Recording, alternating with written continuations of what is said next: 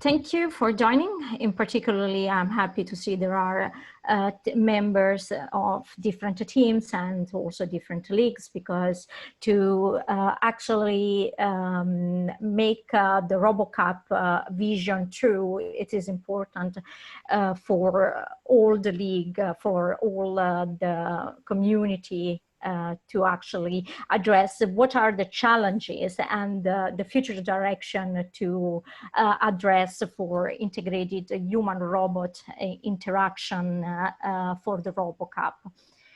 I will. So as Jessica mentioned, we have Assistant Professor of Practice Justin Alfa for University of Texas in the US, and Professor Luca Iocchi from the University of Rome, La Sapienza, that will share and discuss with us their knowledge and experiences for RoboCup, in particular RoboCup at home and the human-robot interaction. Briefly, this is the program. Since at the moment Luca is also engaged for his duty as a referee, we will have firstly the presentation of Justin and Luca, and we'll leave the question at the end of both presentations.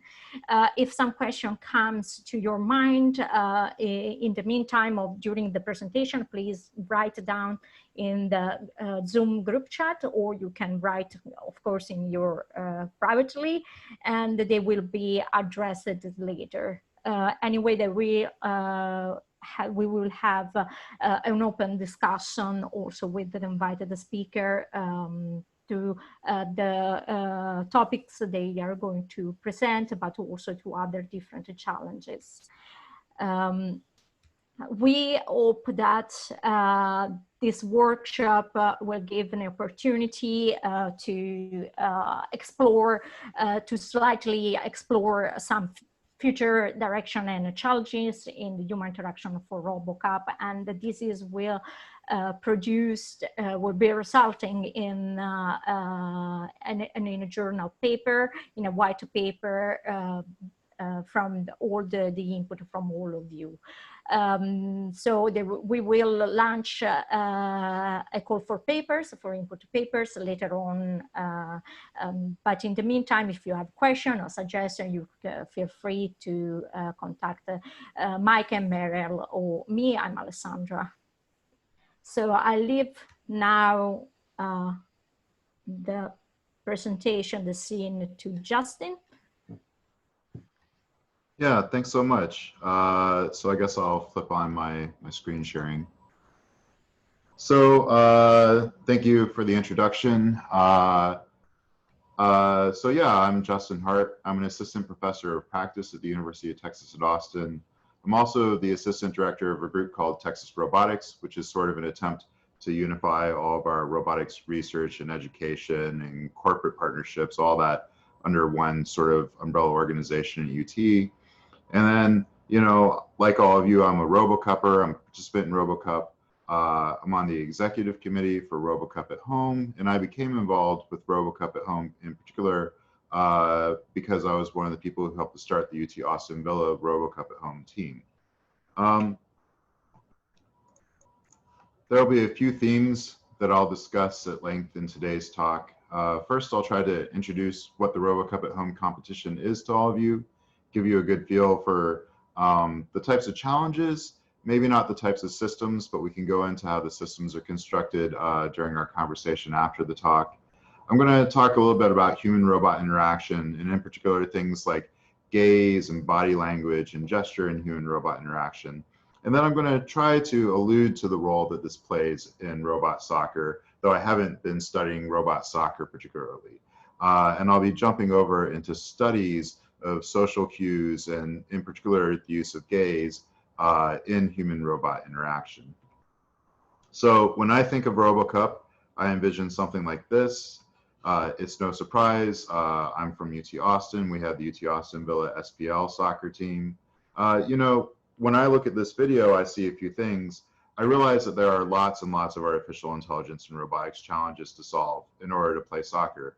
But, you know, when the player at the start of this video clip made the pass to the other player, and we'll go back through this, you know, what it didn't do, right? What did it not do? It didn't look over to the other player to say, hey, I'm about to pass you the ball. Of course, they're all connected to Wi-Fi. I'm not sure what the current rule book says, but I think that they're allowed to message each other a little bit to say something like, I'm about to send you a pass. But it didn't look over and try to say, oh, okay, you know, are you open? You know, look at its feet to see if it's able to receive a pass, kind of lead with body language to show where the pass was going to go. It sort of put the ball in that robot's direction and then fell over, of course. You know, and the robots really are looking down at the ball, nor localize the ball. They're not looking at each other a whole lot, right?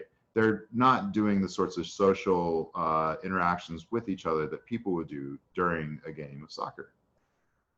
And of course, I realize that I'm talking to the Humanoid League, that you all have, you know, a variety of different robots which you're playing soccer with, and that, you know, things aren't limited to sort of SPL soccer paradigms. You have games that look a lot like SPL soccer, but then you have games with these full torso humanoids. They're quite large, people falling behind them because they might fall over, causing expensive damage. But, you know, if you were at Sydney in 2019, we were just sort of across the lecture hall on the opposite side. And we're a league that focuses on domestic tasks in simulated living spaces. Our arenas look a lot different from your soccer fields, of course. If you were the person taking this picture, you would have been standing in the entryway to the Domestic Standard Platform League arena for RoboCup at Home.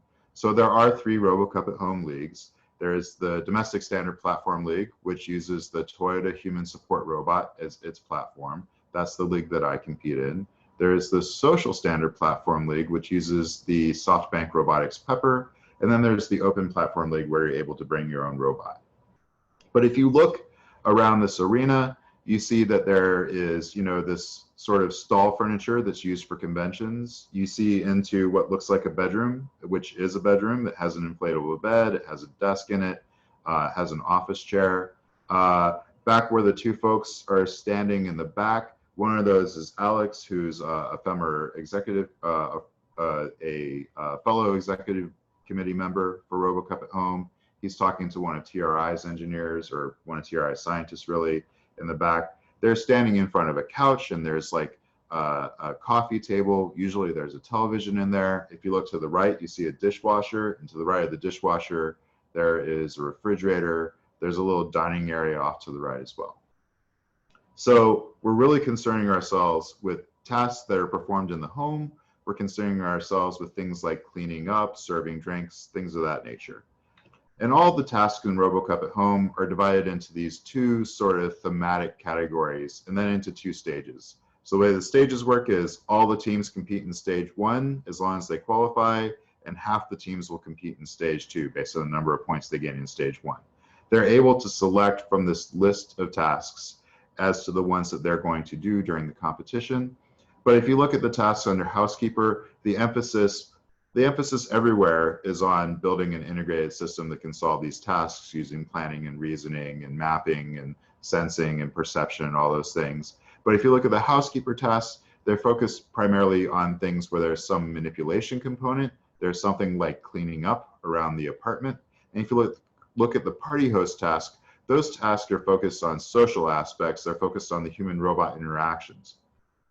So housekeeper tasks are things like clean up, general purpose service robot, where you are allowed to talk to the robot and tell it to do anything that it should be able to do based on any of the other rounds of the competition, and the robot should do that. So if you say, go get me the object from the room, then the robot should go over and grab the object for you. Or if you say, go put the item into the cupboard, or tell me what I'm pointing at, it should be able to do all those things.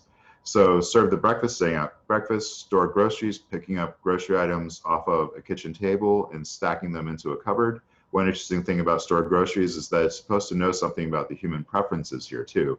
So if there's a can of soda on the top shelf and you have a can of soda in your hand, and on the middle shelf of the cupboard, there's, for instance, a piece of fruit, and you put the can on the middle shelf, you don't get the score because you should have put it on the top shelf with the other soda can.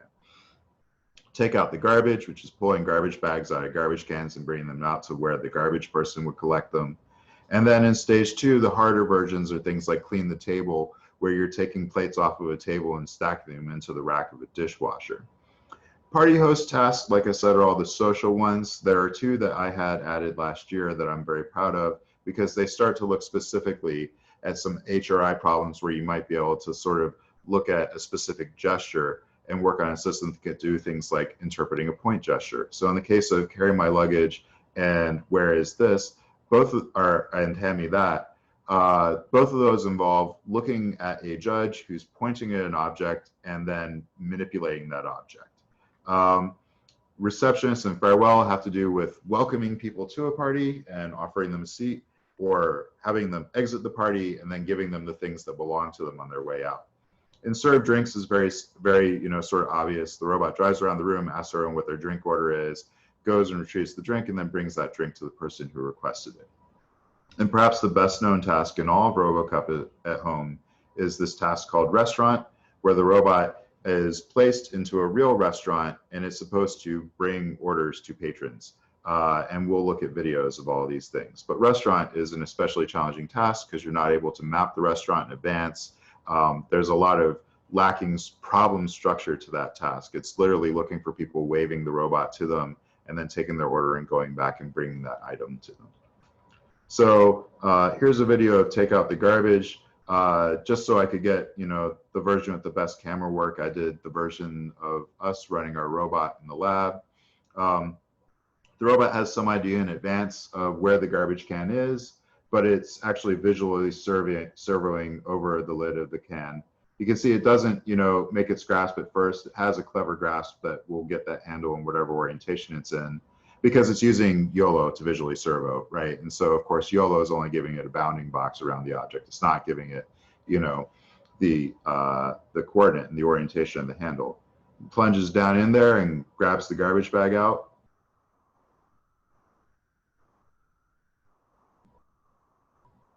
And then drives over to the collection area to drop it off. And one thing you'll notice when it goes over into the collection area is it does a little twist of its hand, which is intended that if the garbage bag was somehow twisted up in the robot gripper, that this twist would free it, because it would enter into some orientation that the garbage bag is able to drop free from.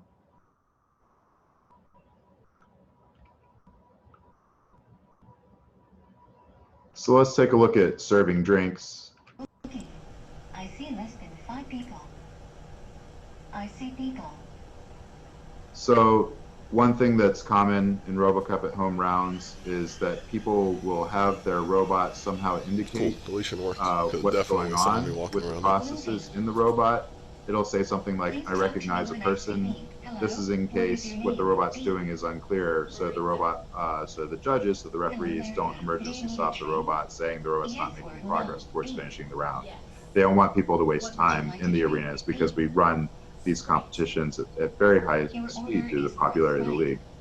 But what the robot just went up to my student and asked is, said, hey, what's your name? And then it said, hey, what drink would you like? And she said her name, and then she said she wants a Sprite. So the robot's over there driving to grasp the Sprite.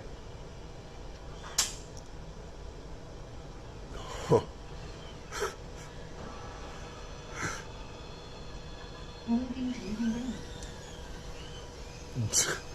And it's coming back to her.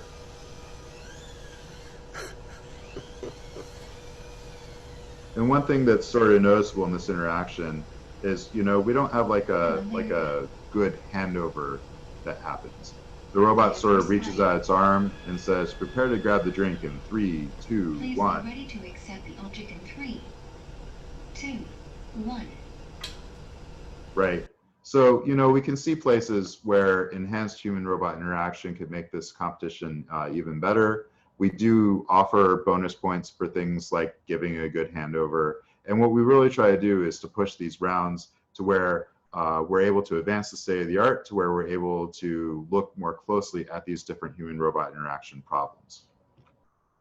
So here is a task that doesn't appear in the actual general purpose service robot, at the competition in exactly the form that we do it. And yet it is a modified version of that to show off a planning capability, which we engineered inspired on general purpose service robot. Hello, how can I help you? Bring me the fruit from the kitchen. You want me to bring you the fruit from the kitchen, is that correct? Yes. All right, I'll get on that. Which kind of fruit? I want an apple. Okay.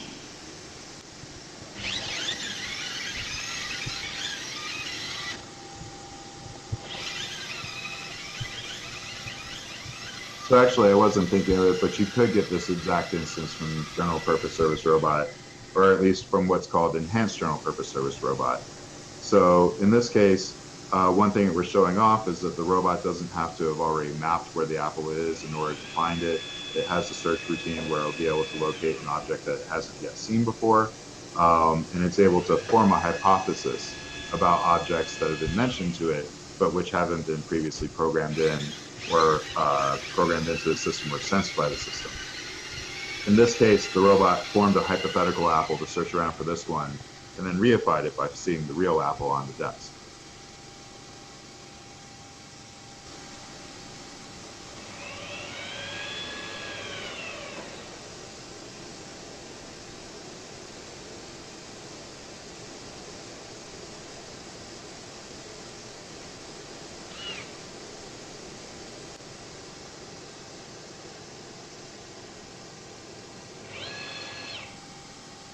Now, one thing that makes enhanced general purpose service robot unique is that the operator is allowed to lie to the robot. They could give you a command that can't be fulfilled, Is the and we'll show that operator off here? here too.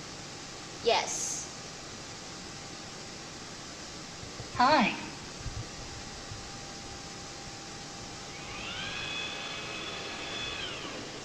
Please be ready to accept the object in 3, 2, 1.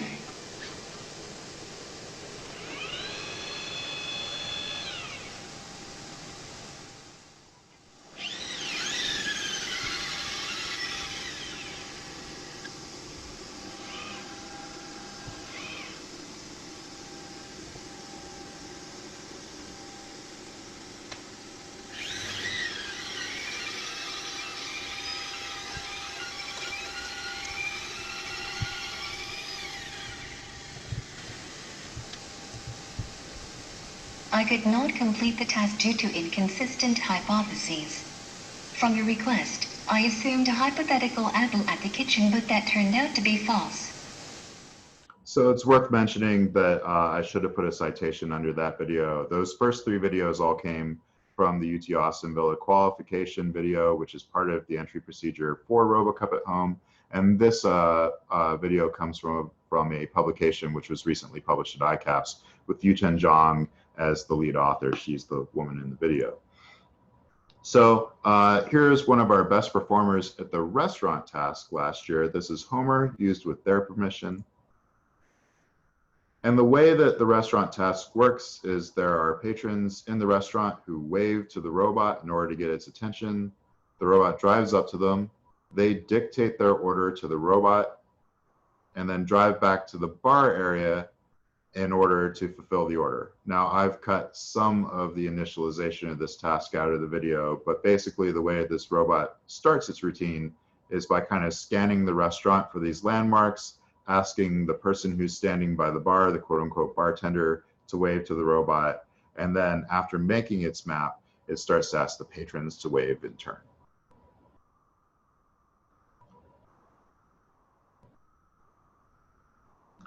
So the patron in this case is Gilbert Martinez, who's one of the Austin Villa at Home teammates of mine. And he asked the robot for a ginger beer. And the robot has several options as to the ways that it would like to retrieve the object. In this case, the team is simply going to ask me to put the ginger beer into its gripper. And we'll see all the referees kind of like scrambling around the robot to make sure it doesn't drop this glass bottle onto the floor, creating a huge mess or damaging the robot. and then the robot will drive over to Gilbert and deliver it.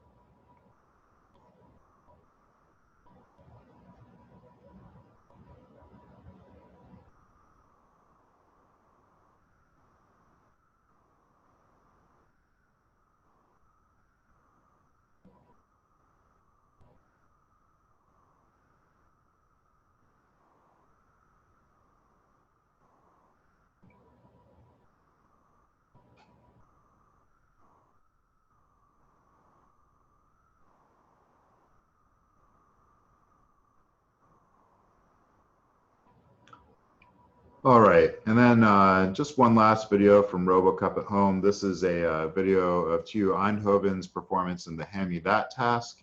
And, you know, given that last year was the first year that we competed in Hand Me That, I was really proud and excited to see how well the teams were able to perform on this, at least the teams that had these standout performances, and Eindhoven was certainly one of them. So this is used with their permission. And the way the task works is there's the judge, that's Alex, he's pointing to the object on the table, which is an onion, and then the robot's going to indicate that it knows where his gesture was by touching the onion. And they're actually able to perform this all the way across the room. So he pointed at this kiwi, you can see he's not standing next to the kiwi, and next he's going to point to this lemonade, which is mislabeled as a beer in this video, but whatever. And the robot will then touch the lemonade.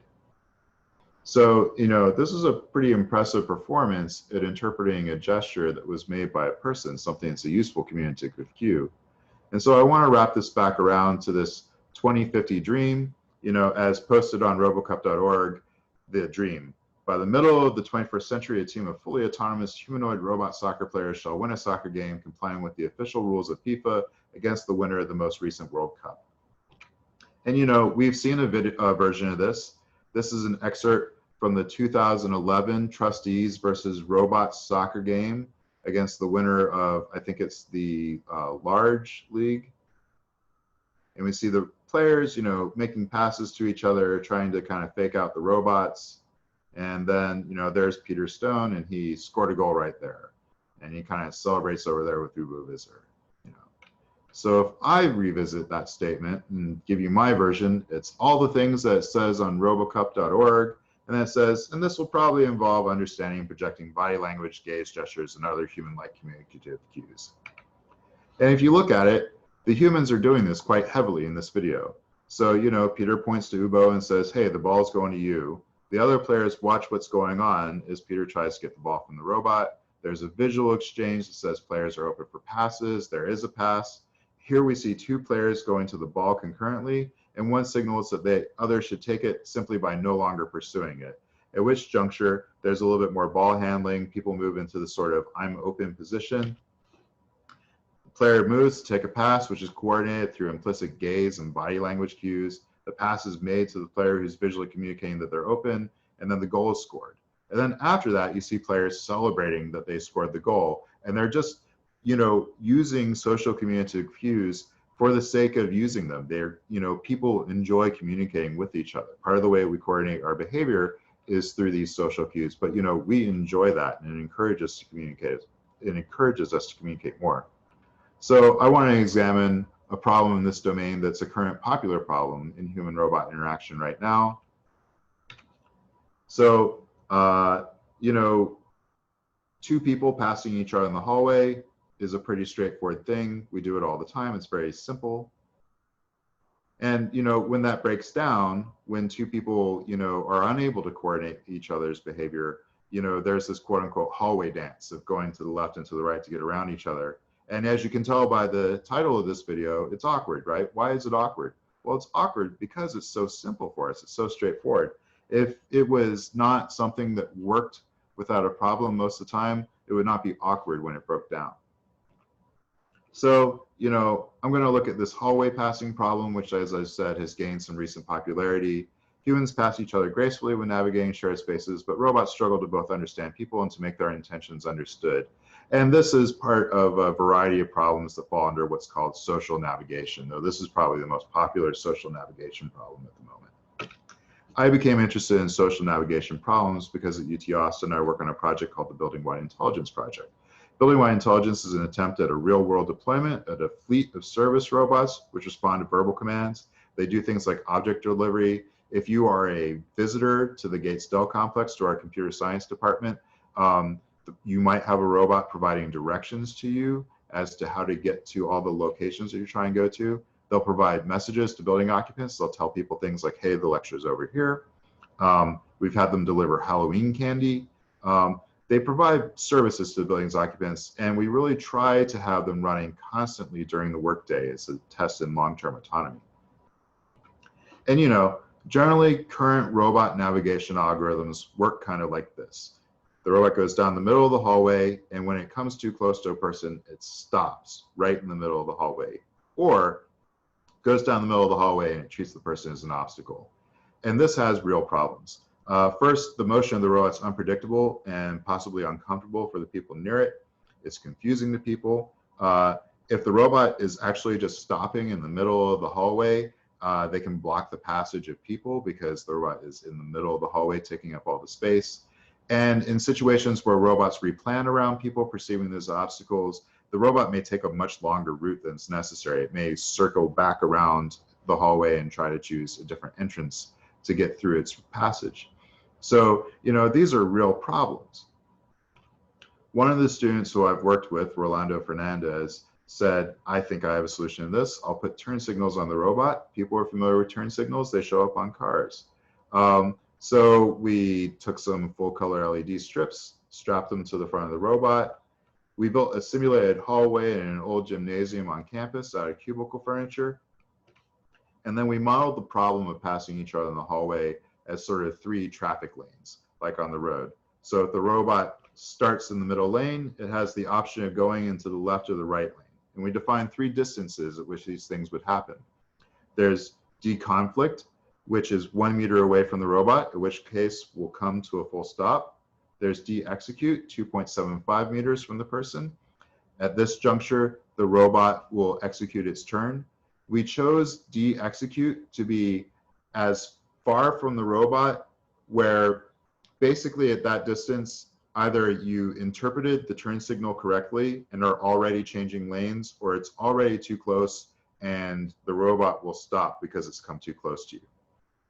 And then there's de-signal, which is 7 meters from the person, which is as far away as we were able to get the Rossi leg detector to detect the person. This is where the robot starts its signaling. Of course, all these things could use further tuning. Of course, we could, you know, work out the details of these things better, and we're in the process of doing that. But for the purposes of our study, this was a pretty good way to test it. We ran a pilot study with 13 participants, 9 male, 4 female. We gave them informed consent and media releases, and we had the participants walk once down the hallway with the robot going in the opposite direction. So why only once? Well, it turns out that once you see the turn signal, you understand the turn signal. So if a person has seen the turn signal before, they will always interpret it correctly. We wanted to have an idea of how intuitive the understanding of the turn signal was. In this pilot study, the robot was able to turn right or left, and afterwards we gave them a post-interaction questionnaire. And we had a behavioral metric that we used, which was the number of times that the robot came into conflict with the person during these interactions, which is to say the number of times that either the person had to walk around the robot, the person walked where the robot was intending to go, or where the robot stopped itself because it came too close to the robot. And what we actually found is that basically everyone assumed that the robot was going to go into its right lane. So there were half of the people who, you know, the robot did go into its right lane, and they all said, hey, that's a turn signal, right? Because for half of them, they received a signal to the right, and half of them received a signal to the left. And of course, the robot went into the left lane, and they came into conflict with each other, and they all said, oh, I thought the robot was telling me where to go. So the robot did the same behavior in both cases. The people interpreted the signal differently, but maybe the people all really just went to the right, and they sort of reflected on it and said, no, no, no, the signal meant whatever was compatible with what I did. So we decided to try a new approach, which we call passive demonstrations. The goal here is to demonstrate the signal without having an explicit training period for the people. And it's important to do this, right, in our case, because we don't have control over training everyone who comes into our computer science department. The first time that they interact with the robot, We want that interaction to go smoothly, but we can't make everyone come up to our laboratory because they're going to some lecture and then say, oh, you need a 10-minute training with the robot. So the idea here is a passive demonstration where what we do is we demonstrate the signal, but we don't require the person to be trained, right? The robot uses the signal in context before it's important to the interaction with the person. So to give you an idea of what I mean, to be more concrete about this, in this implementation, the robot changes lanes in front of the person before it's close enough to the person for it to matter that the person understands the signal and get out of the way. To test this, we did a 2x2 study. We either included the demonstration or we didn't include the demonstration, establishing the importance of the demonstration in the context, or we included the LED turn signal, or we didn't include the LED turn signal, establishing the importance of the turn signal. We recruited 47 participants, 39 male, 8 female, did the same thing that we did last time, except this time the robot only went into the left lane. Because we want the participants to be responding to the signal and not the random chance that the robot may be going to the right, we maximized the odds that they were going to come into conflict with the robot, such that the only way to not come into conflict was to interpret the turn signal correctly. And this is what these scenarios look like. So this is no demonstration and no LED. You see the robot going directly down the middle of the hallway. You see the participant coming up to the robot, and both stop, and then the participant walks around the robot. Here's no demonstration with the LED. So the robot is signaling, but it hasn't given a demonstration as to the meaning of the LED. It signals to the left. The person eventually kind of walks around the robot when they get very close. So they do kind of get past it, but the person didn't seem to be necessarily reacting directly to the LED. Here's demonstration, no LED. So the robot's going to make a lane change, but it's not flashing its LED alongside this lane change. So it changes from the left lane to the middle. Now it goes to the middle, and we see the participant going into the lane that the robot intended to, and the robot comes to a stop. And here's our demonstration with an LED. The robot's blinking its LED, going to the middle lane. Now it blinks its LED, and we see the person interpreting that before they close that gap, and he gets out of the way. So what we found is that with no demonstration and no LED, there were conflicts 100% of the time, and only 20% of the time when we use both a demonstration and LED. Now, of course, this isn't perfect. The person doesn't always get out of the robot's way. But what we showed is that the passive demonstration dramatically increased the interpretation and understanding of that LED signal in only one usage. But of course, we'd like to do better than that, right? We'd like something that people understand the very first time that they see it, that is intuitive and that, sort of acts in a way that people just naturally understand. So we're going to ask, what role does gaze play when people pass each other in the hallway? And this has actually been studied rather extensively in both human-robot interaction and in psychology. Rather, the role of gaze, actually both, has been studied quite a lot in both of these domains. We know that gaze precedes where a person's going to walk. A person looks down at the floor sort of to avoid obstacles in their path. They're looking for things that they might stumble over or potential environmental hazards, maybe the floor is slippery or anything like that. And other people are able to witness the person's gaze and understand this is what they're looking at, this is where they might walk, this is what they might act on. They act on their understanding of their gaze. And basically, this is a form of what's called implicit communication. The person who's communicating their gaze is not intending to communicate when they gaze down at something, at least not usually. They could do something like make eye contact, which is sort of an intentional communicative cue. But when they're just looking at objects, they're not doing that to communicate anything. And yet, by looking at their eyes, what they're paying attention to, what they're attending to. And so this is called implicit communication. So to validate this, we did possibly one of the most awesome studies I've ever participated in. What we did is we recruited some undergraduates and we told them to do one of 3 gaze patterns while walking through a busy corridor during a class change.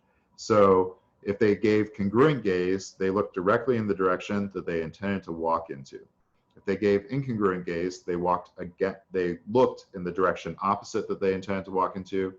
And no gaze, they looked down at their cell phone. And then we counted how many times they ran into other people. And we observed 220 interactions in a hallway like this. And then we just annotated how many times they bumped into each other.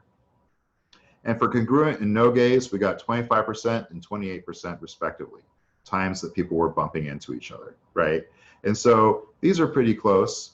And if I was to provide an interpretation as to why they're close, if you see that someone's looking at their cell phone while walking near you, you're probably being extra cautious while doing so.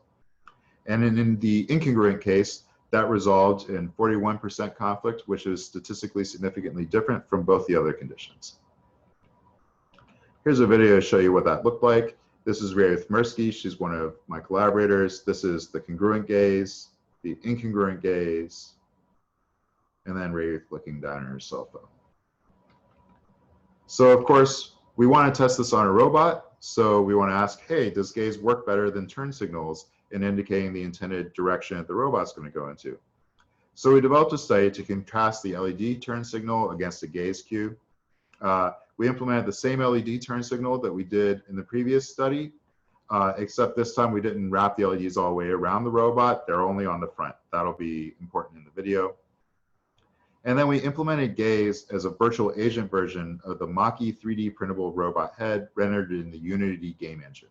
So the Maike head is a 3D printable head, which was developed at the University of California, the University of Southern California in Maya Matarek's lab. You know, it's an inexpensive robot head that can be 3D printed. We're in the process of printing a few of them right now, or just one of them right now, but we've printed a lot of parts in the attempt to do so.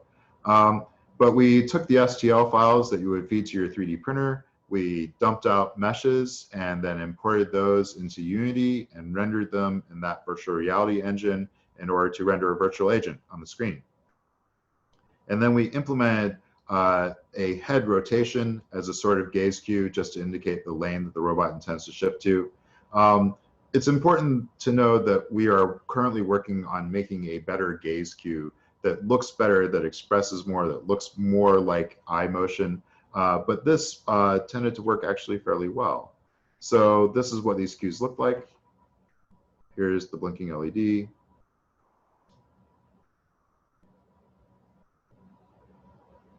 And then here's our gaze cue. And then one other slight difference from the previous study, we had to change robot hardware when we did this study, and we weren't able to detect people quite as far away. So we're only able to detect people at 4 meters now, so we changed the distance that we signal at to 4 meters. We recruited 27 participants, 11 for the LED condition and 16 for the gaze condition. And what we found is that in the LED condition, there was conflict 100% of the time, but in the gaze condition, it was 50% of the time. So we know that this isn't perfect. We know that, we don't yet have a robot that completely gets out of the way for people. We think that in order to do that, we need to do things like have the robot move out of the person's way, probably have the robot move faster, some things that may have to do with the robot's trajectory on the floor.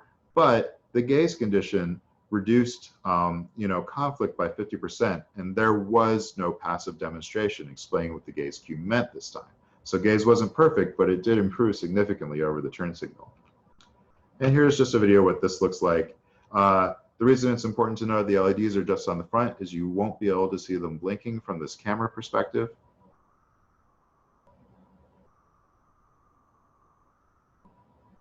And there's our conflict.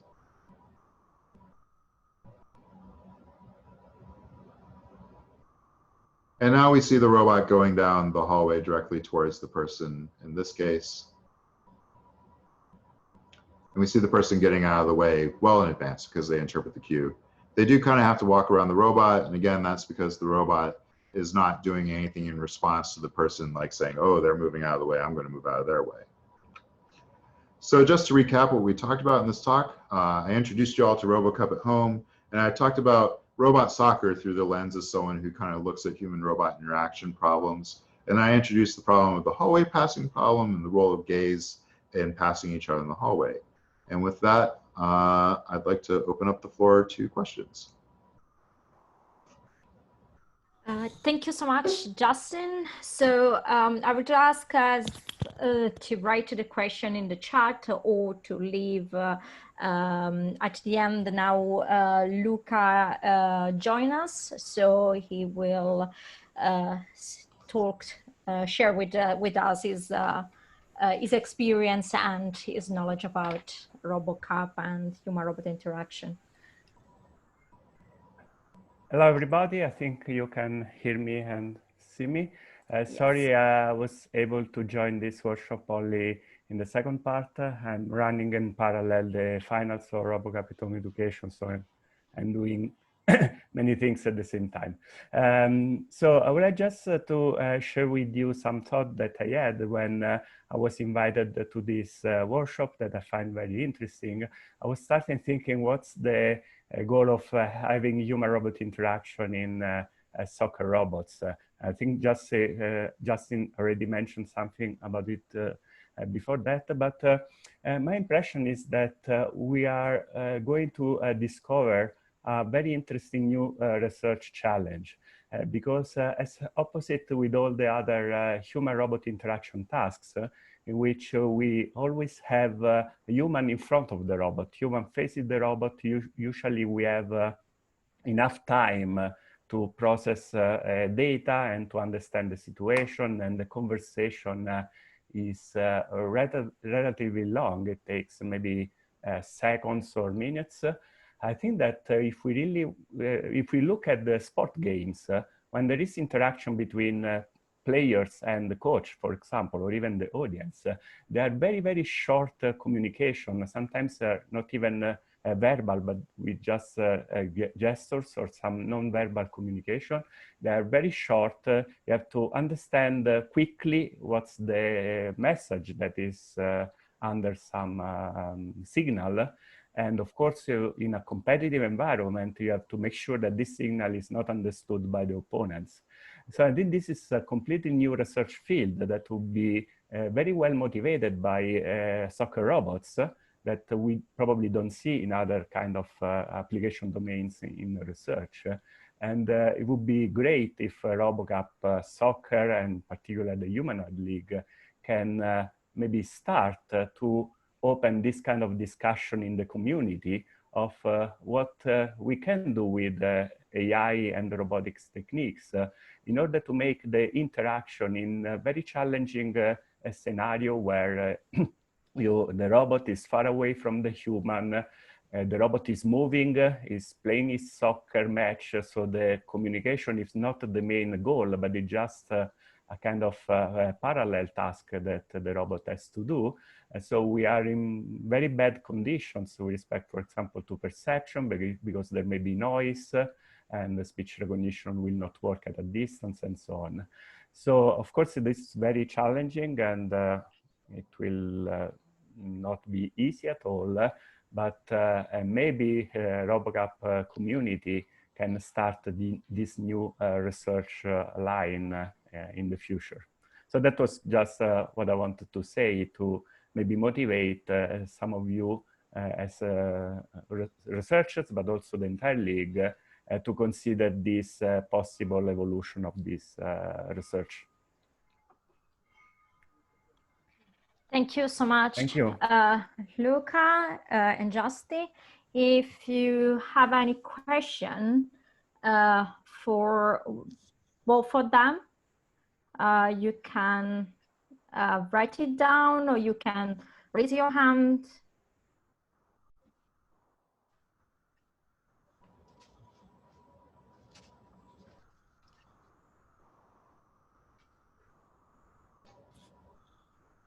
So Looks like, we have a question from Ludovic. Ludovic, please go on. Yes, so, well, that's something that was already a little bit said by Luca Iocchi, about the talk from Justin, where you want to have the other person understand what the robots want to do, and that in real soccer, since you have opponent, you don't want the opponent to catch this information, and sometimes that even goes further, I think, where you want the opponent to be intentionally misled about what you want to do, So for example, and this goes along with gaze, like that's something I know from table tennis you do a lot. You try to gaze at the wrong direction just to make sure your opponent expects the ball at another direction. And I think that's quite interesting if we have to play against humans, for sure. Yeah, absolutely. I mean, I think that part of the challenge there is interpreting what those cues are to begin with, right? And then sort of generating misleading versions of them, right? So I think that, you know, you have to do a little bit of both. You know, to practice that sort of deception in soccer, you sort of have to plan with your teammates what it's going to look like when you're doing that. And of course, that's part of practicing and whatnot. But you also have to know, you know, what the true signal, what the reliable signal would look like in order to make it look as though you're, you know, providing that signal to the opposing team.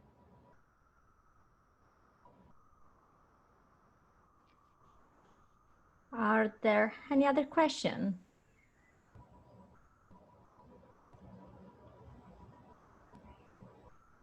Yeah, maybe I can just add that I think teams should come out with some kind of secret social signals so that robots and humans in the same team will communicate in a way that other opponents will not understand, so kind of secret code. I think that in baseball, I'm not very expert, but if I'm not wrong, in baseball there are so many signals that are exchanged during the games. So there are some examples in human sports as well. I'd like Yes, to please, comment Daniel. on this. Yeah. We use, hi, yes. Actually, we had that in a 2D simulation league, and that they have a short messages that you can send, and we had that in 1999. We had an encrypted message, message encryption, which actually caused another team to crash. So we had to postpone the game to permit them to fix their parser.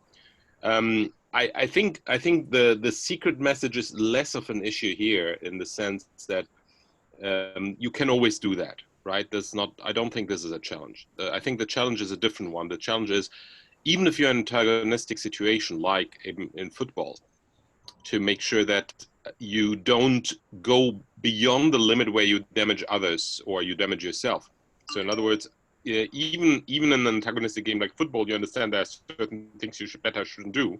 So if you run with full speed against each other, you still will try to avoid crashing straight into each other unless, say, there's a ball which you hope to get before. So the balance between antagonistic and cooperative behavior is actually very interesting. But I think the sensors in hardware leagues are still very weak. And what you called, I don't know what you call, Justin, this corridor problem, I keep calling it the Oxford Street problem.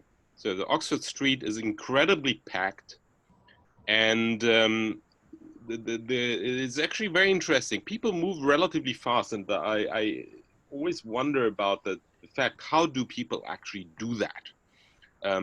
You can actually, if you concentrate very well, probably speed up with respect to the speed of the general flow by a factor 1.5 in terms of speed, even if it's really packed, just by moving and without crashing into people. Okay, so what is it that humans do?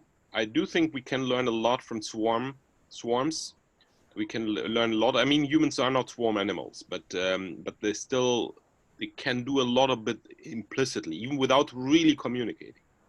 So I would really encourage everybody to think about these things. Is there something we can use? I personally think that the sensors recognizing faces and gazes, I think we are probably overplaying our cards here. It's very hard to do, and I don't think we always do that. When you walk in Oxford Street, you do not look at the gaze of people. I don't buy that. I think we do something more intricate than that, and probably simpler.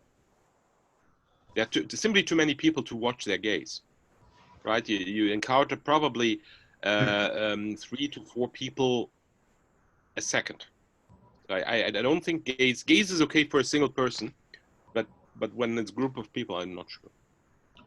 So For large groups of people like that, yeah, we've actually got a project where we're doing some analysis of that right now.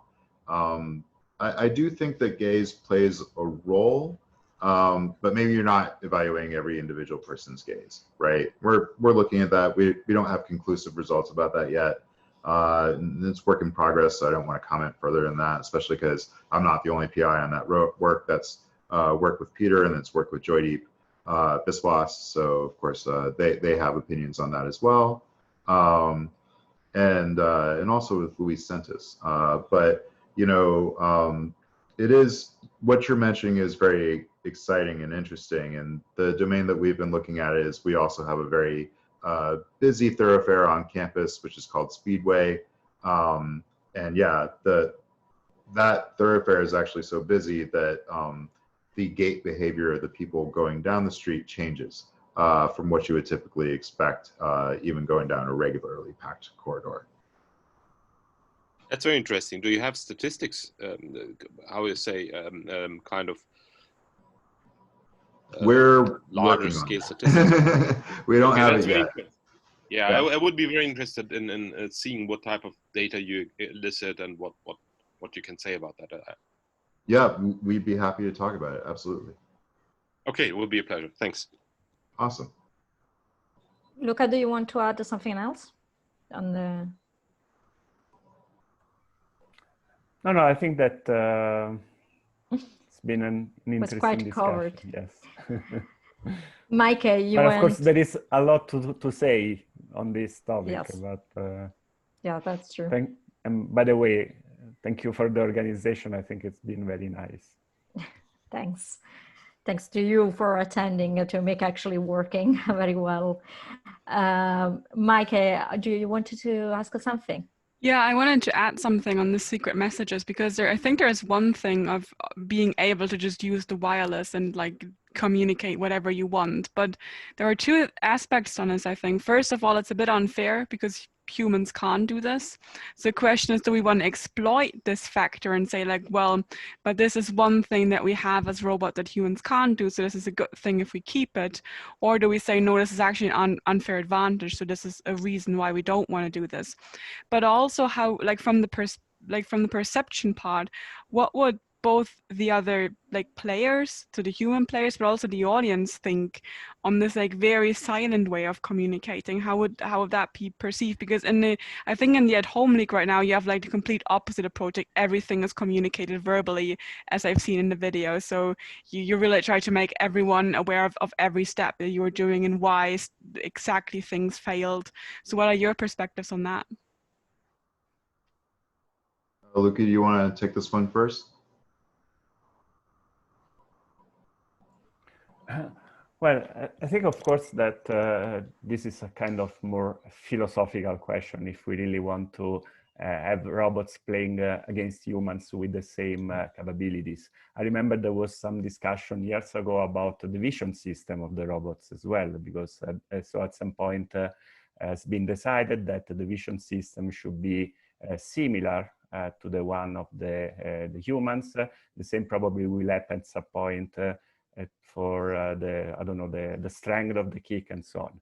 So I think that the wireless is exactly the same. So it means that we'll probably, if we really want to have a fairness, we will not allow probably robots to communicate information through the wireless, simply because humans do not have the same. But you know that now, for example, the referees in human soccer games can communicate through a wireless device, so they can speak each other through some wireless device. So I don't know, maybe we can see or test what happens if a human soccer player will have some wireless communication device that they can use during the soccer match. I don't know if this will improve the abilities of the humans in playing or not.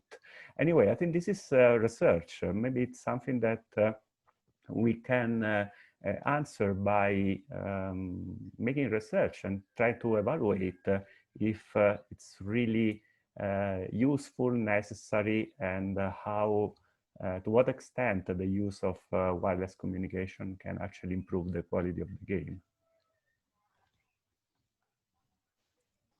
make a hypothesis?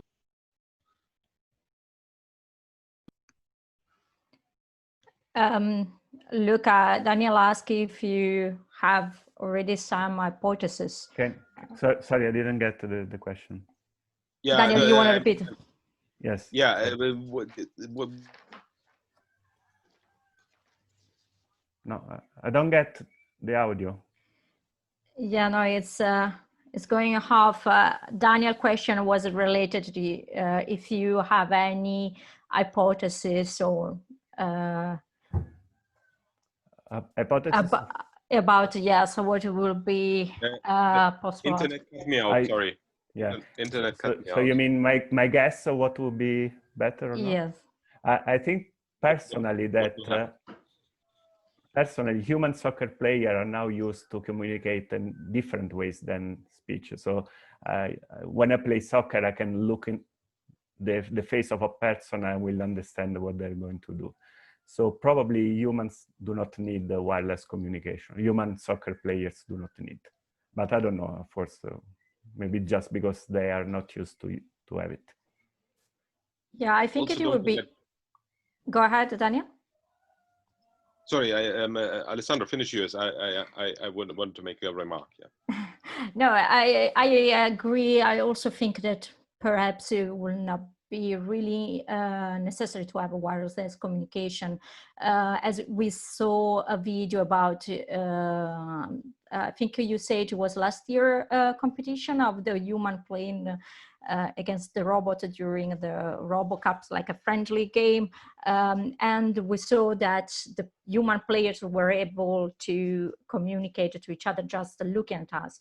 And we communicate our intention, even with a small interaction, and just how we direct our body or what we are looking at. So perhaps it would be interesting as well to compare the wireless communication with actually natural human type of nonverbal communication as well. If I may make an hypothesis, I think verbal communication is slower, so it's a little more long-term and slower, but more precise. So I would really think that one should look at timescales, precision, influence, and things like that. It's not that easy to do, but I think that unless you train it very, very hard, language is simply slower in terms of, because you have to process what to say, you have to process what you hear. While when I point somewhere, they're very primal. It's immediate. So I feel that's something that also it's very obvious that in different types of activities, signals can be. If I see, for example, a climber who does not control where he's climbing, it's clear that they need help, even if they don't say it. Okay, so I would say we probably, this is a whole separate topic, but I find that it would be nice if we could look at that in the realm of RoboCup.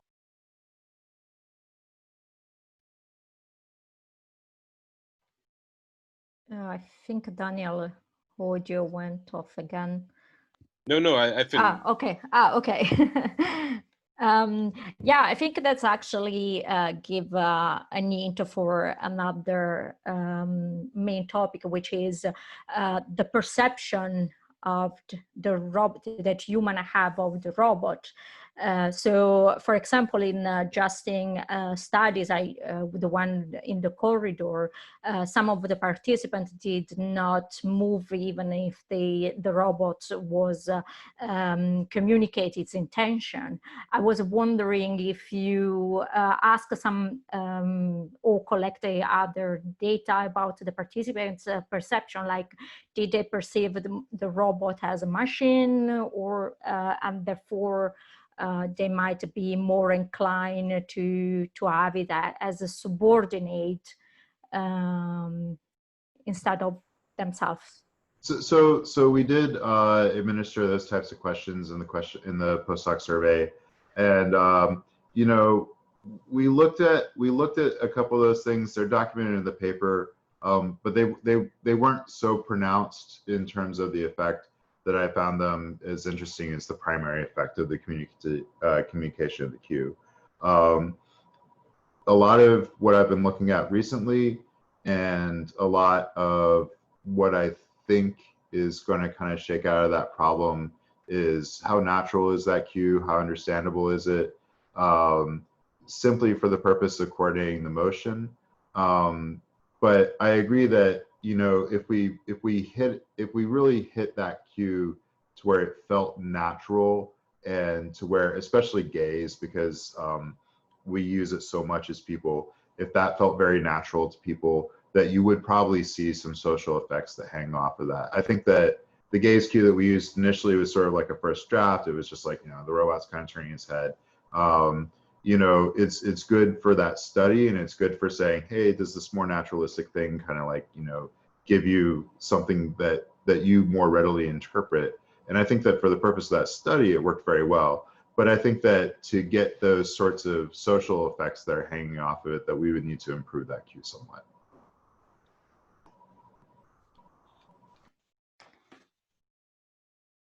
Are there any other question you want to, or that you, some particular topic you want to explore?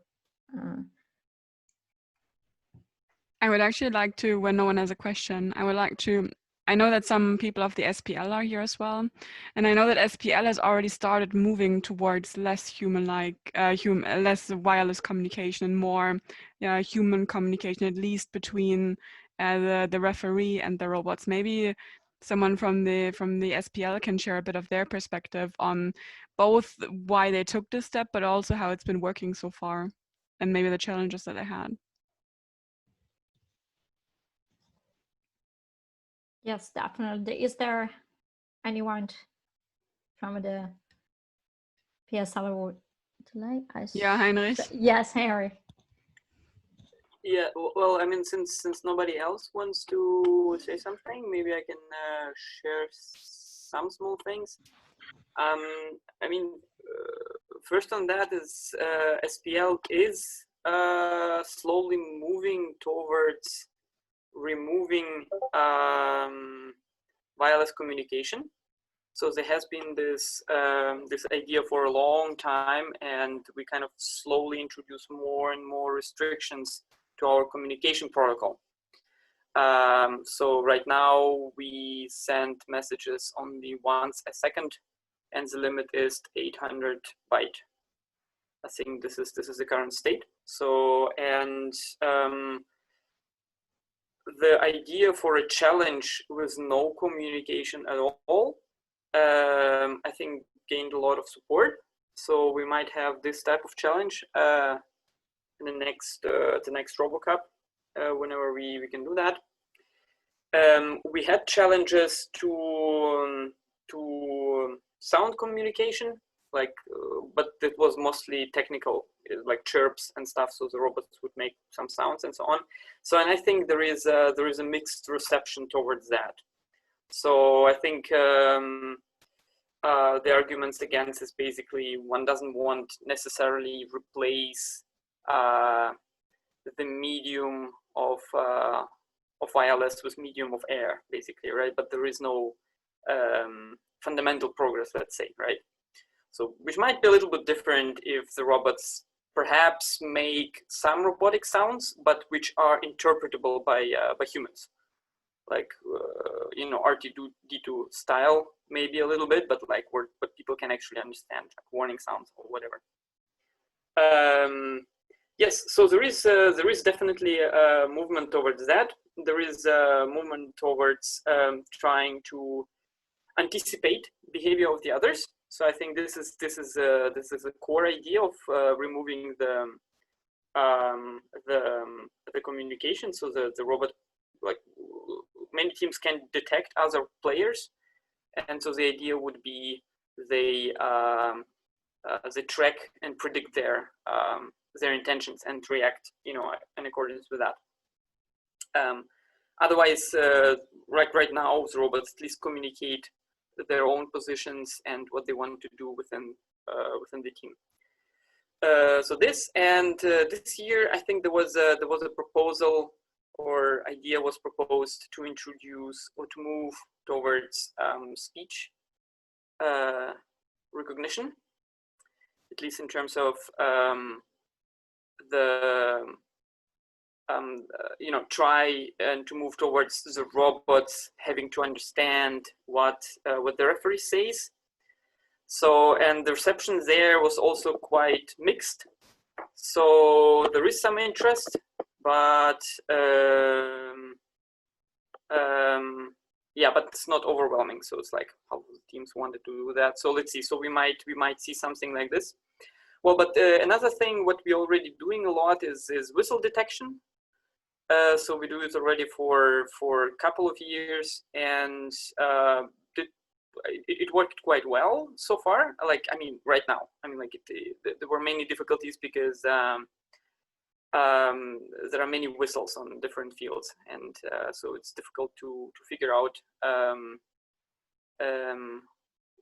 whether this whistle belongs to your field or not. So last year we had a whistle localization challenge, which went all right. So so for this year, actually, the SPL introduced a whole number of whistle signals. There is a short whistle, there is a long whistle, and the goal, a scored goal, is announced with a whistle, and so on. So the robots have to detect a number of different whistles, depending on the context and depending on where the whistle is being issued, because some of the whistles are in the middle of the field, and for instance, the goals are announced close to the goal where the goal was scored. And yeah, so and I think the idea of introducing voice commands or trying that direction was out of concern that we have a big amount of whistles over multiple fields, which will introduce big challenges of actually detecting and understanding what's going on, even as a human. Yeah, so I think this is like a brief summary of how it looks right now. I don't know if it's. I have a quick question. Do you have like a specific format that the referee has to say things in then, or is that like variations in it? You right now? For what you've been talking about, the idea of having like the referee announcing things together with the whistle as well. So I mean, it was an open discussion. So right now I'm trying to recall what has been said. It was not necessarily my idea. It was not my idea. Currently, so, no. Sorry? Currently, no. Okay, so it's just an open format? Currently, the referee can say whatever format, but with the introduction of the proposal was to change that together with text to speech to text. But that it's just a proposal. Yeah, so I was talking about the proposal. So, and like right now, obviously, I mean, there are messages that the referee has to say, but in the proposed format, yeah. So the game controller, when somebody presses a button, the game controller would say a standardized message. And this is to make it easier to have the natural language understanding, I guess. Yeah, well, at least it is my recollection as from the proposal. Because from what I can imagine, I did this a bit for my bachelor thesis, and one of the biggest problems at RoboCup itself was that it was very, very noisy.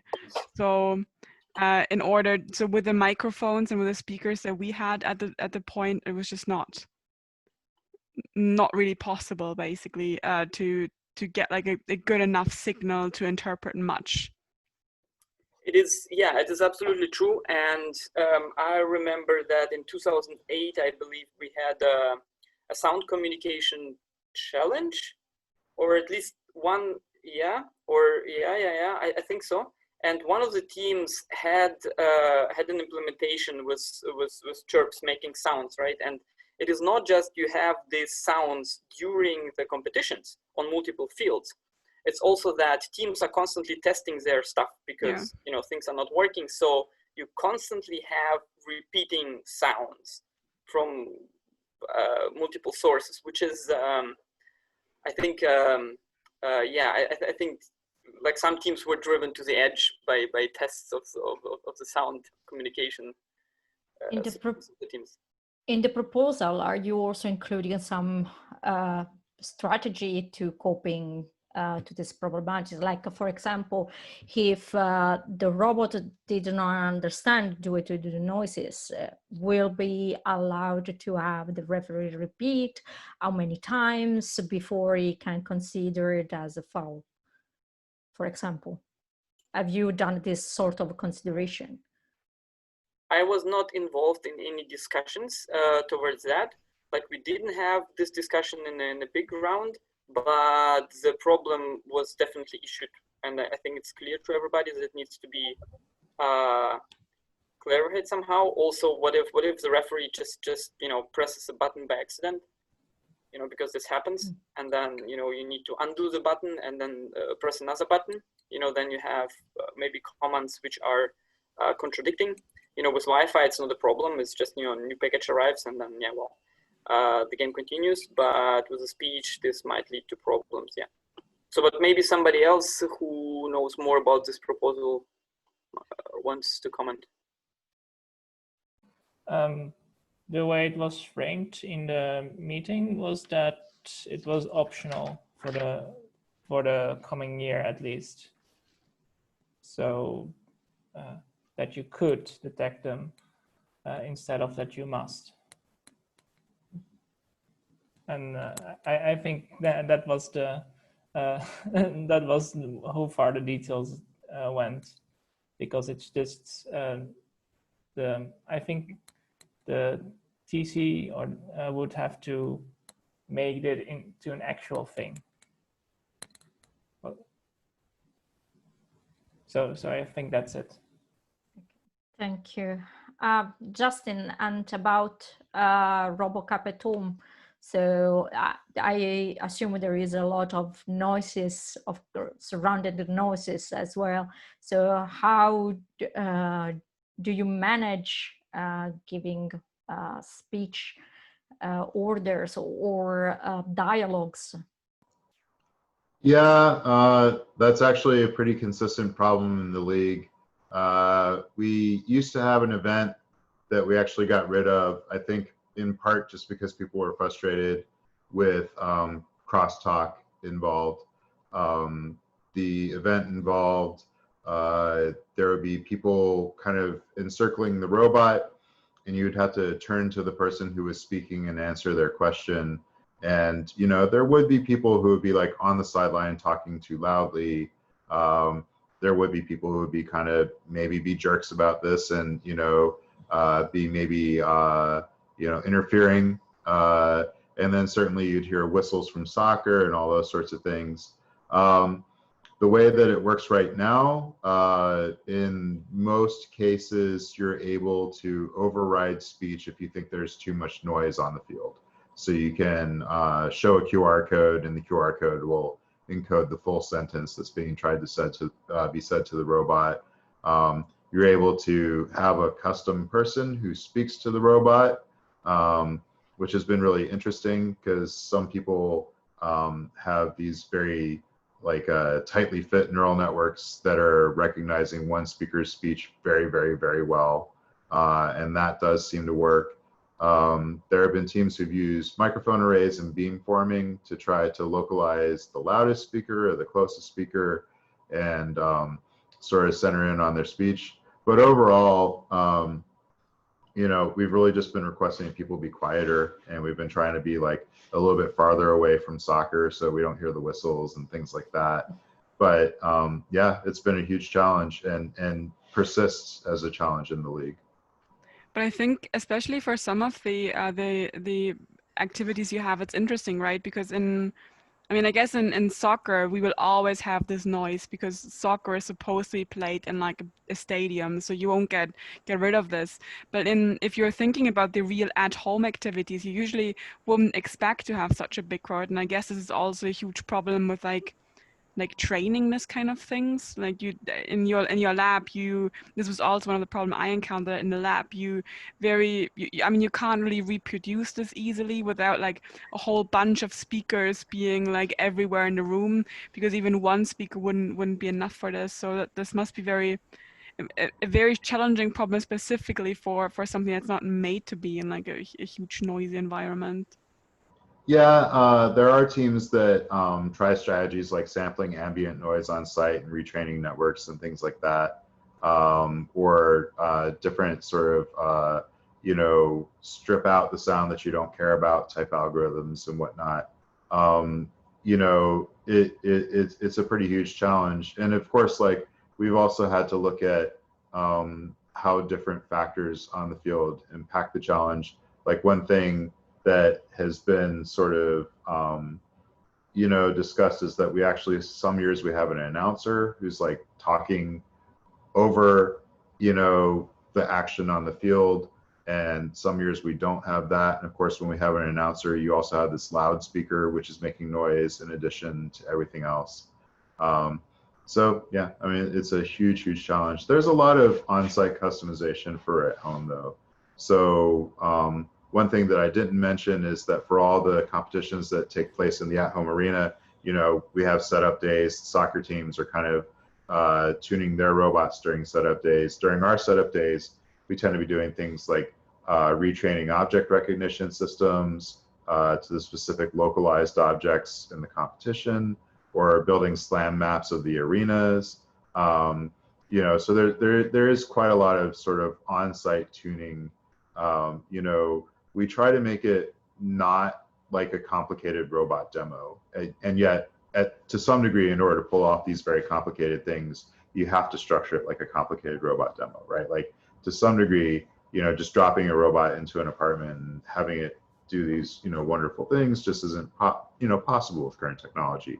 So we have the pieces that are super real, and then we have the pieces where it's like the robot was going to a landmark and it knew what the landmark was, or it knows exactly what all the dishes look like going in, and we've fine-tuned manipulation algorithms and things like that.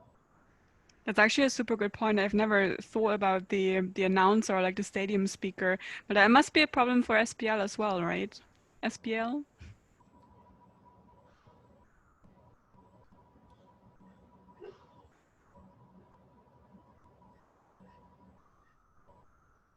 No one wants to speak about this. Do you mean the background noise? No, specifically, you often have like the communication as well. Yeah. I mean, someone actually like commenting on the games. This is usually very loud on the field, right? Yeah, it's a problem, but currently we only have to detect whistles, so it's a really reduced problem. For the upcoming proposal of having like a text. Yeah, that's a problem. So what we're doing right now is introducing directional whistle detection so that we know where the noise came from. So this is like a one step at a time thing. And I think speech recognition will not be like fully speech recognition, like sentence, semantics, etc., but more like keywords at first. So we're doing a, dumbed down version, I guess, of what At Home does or other leagues do. So I'm not sure if our problem is the same, but it will be interesting in the future. And in addition, we try a second path, I guess, in the future by just leaving out communication completely. So I mean Wi-Fi and sound, so no digital communication. But I guess that's a completely different task set. Harry, do you want to add something else about it? Yeah, maybe I can add another small thing about the whistle. For instance, in Japan, they had wearable loudspeakers. So they gave to the referees, they gave little boxes which they had to wear, and these boxes produced really crappy sound. So you had like a microphone here, and then you would speak, and this is like a really bad quality radio, which is sort of loud, but it's kind of screaming more than this. And many teams had problems with this, and they were detecting actually whistles, because it would produce like a really strange range of frequencies. And then so many whistle detectors had problems with certain words. So, I mean, if we move towards the speech detection, this will be definitely a major problem, especially the audience. You can't control that. The kids. Some teams still today have problems with screaming kids and detect whistles. And whistle is like really comparably easy to detect, right? And so kids go to the field and then they kind of scream at the top of their lungs because, goal has been scored, or, for whatever reason. And then, the robots react to that. So yeah, no, I don't know how it's going to be, especially like, when some young people discover that the robots actually react to comments. And so when they yell comments from behind of the referee, the robots, do something. I don't know. I mean, like it opens a lot of opportunities for fun, I guess. So let's see. Yeah, actually, this is point out another problem. So which type of commands the robots should follow? I mean, if they mistake a command coming from it's not coming from the referee, but coming from someone of the opponent or from the audience. So the robots should also be actually not only understand what they've been told, but also from who they are coming from. So that's, I think it would be quite a tough, challenging problem to manage. I mean, with humans, there's not much difference. If you insult a player as an audience, they react to that, even if it doesn't come from the referee. Yeah, I mean, it is also, I mean, in the real soccer, like in the human soccer, let's say, they also need a whistle for a good reason. Because if the referee would yell, I mean, this is hopeless. I mean, nobody would understand what the referee is saying, right? So that's what they have a whistle, and then they come close, and then the referee tells what's going on, right? So maybe a similar mode could be implemented in the game as well, right? So maybe it is like there is a whistle, and then the players are like, all right, so something is going on. Everybody has to stop, and then the referee says a message into a microphone or close to the robot, and then the robot needs to understand. Something like that, so could be imaginable, I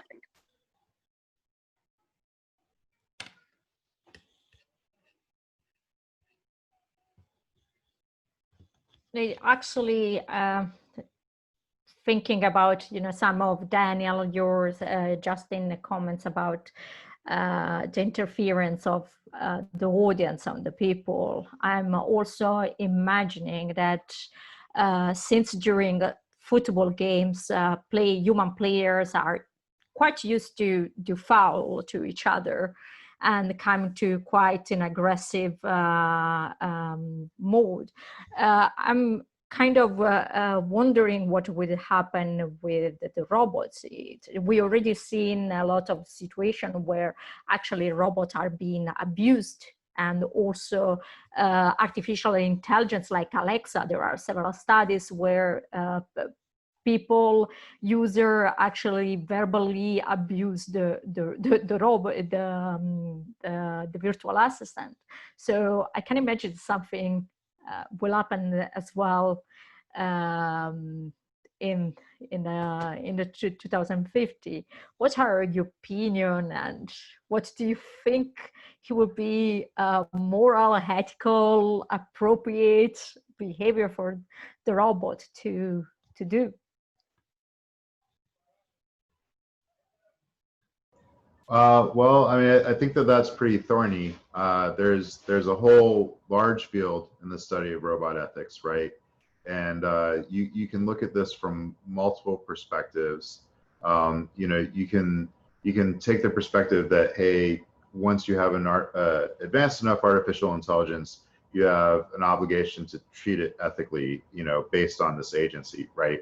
That if you're doing something horrible to it, that in some sense you're increasing suffering in the world. But you can also take a perspective that's divorced from that, that's saying that the human experience of, you know, doling out that abuse or witnessing that abuse is harmful regardless of the effect on that agent, right? And try to discourage that behavior.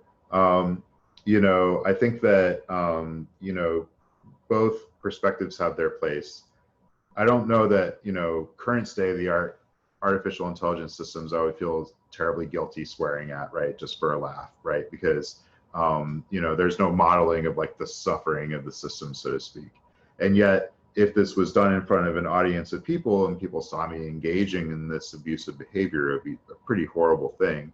I kind of hope that, you know, we're at a point with RoboCup as it stands where we can rely on people to be, you know, well-behaved, genteel members of, you know, society who are going to, you know, behave ethically towards each other, and thus, you know, not want to put each other through any kind of, you know, suffering in that respect.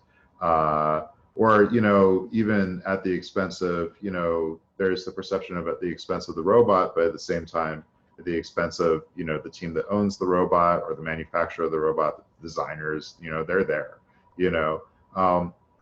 So I think that they're, you know, I wish I could pin it down and say this is what I think. But I, you know, I think that you could come at this from so many different angles and just kind of, you know, just kind of hope to enforce good behavior. You know, even in soccer, they kind of enforce good behavior. You know, there's yellow cards and red cards. And, you know, in the United States, you know, people joke about, you know, soccer players faking injuries basically in order to get the guy on the other team carded, you know, so you can kind of see where that would go. In terms of, you know, the domestic robots, however, you know, if you get away from the overt abuse, but you get towards, I guess, the thorniness of like just people on the sidelines heckling the robots by making too much noise and making it hard to understand the command or something like that. There are some teams, I think, that do this a little bit, and there are, you know, the sort of workaround is, you know, there used to be rounds where it was like count up the number of people in the room, right? And then if you're just using an object detector and you're looking for all the people in the room, it's really easy to screw up the other team's robot by standing on the other side of the wall. Like the wall's half height, so you can see into the room. So if you know, fire up your object recognition algorithm of choice and say count up the number of people in the frame, you're going to get the wrong number because there will be other people standing in the frame, right? So what do? Well, you say, okay, I can model where the wall is, and I can use my depth camera, and then I can do a segment of everything based on range, and I'm going to pull off all the people who are past the barricade, right? And so, you know, you do a little bit of sort of non-naive engineering of the system to filter out, you know, bad data. That gets really hard with audio data. You know, with vision data, it's certainly not easy.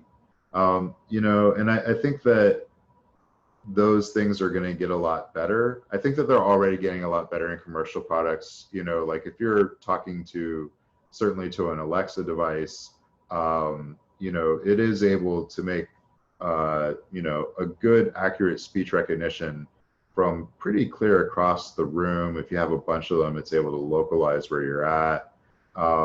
You know, it's able to disentangle your speech from the television in the background. So some of these things are a little bit proprietary. Some of them you can see reference implementations or neural networks that people have implemented on the internet.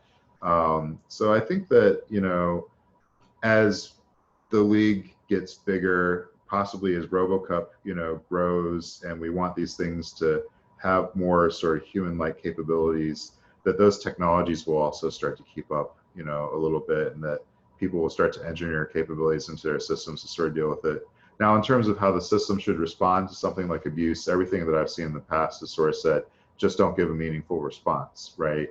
So if you look at like the experiments with Minerva and the Smithsonian going way back when, you know, they had this robot, it's giving tours of the Smithsonian, and, you know, they put a horn on the front of the robot, and they had the horn beep when its, you know, trajectory was blocked by someone. And then kids wanted to get in front of the robot because they wanted to make the robot do something. And so making the robot beep its horn was just hilarious to everyone, right? And then they put a face on the robot and they made it frown, and nobody wanted to make the robot sad, right? So, you know, you can see that. On the other hand, there was the dinosaur toy Pleo, and Pleo also would do something in response to this. The dinosaur toy Pleo, if anybody remembers this thing, we had a bunch of them when I was a PhD student at Yale because they would interact with children with autism.